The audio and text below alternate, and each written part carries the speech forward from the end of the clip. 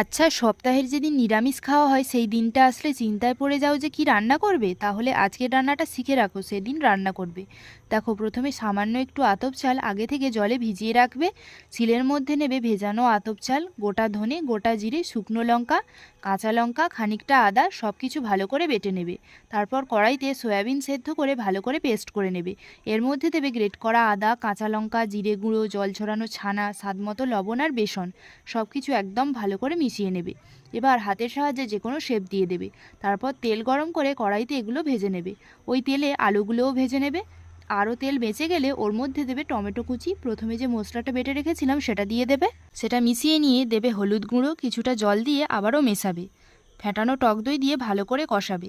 ভাজা আলুগুলো দিয়ে আবারও একটু কষাবে, সাথে লবণ দিতে ভুলো না কিন্তু। এবার ঝোলের জন্য জল দিয়ে ঝোল ফুটে উঠলে সয়াবিনের মুইঠাগুলোও দিয়ে দেবে।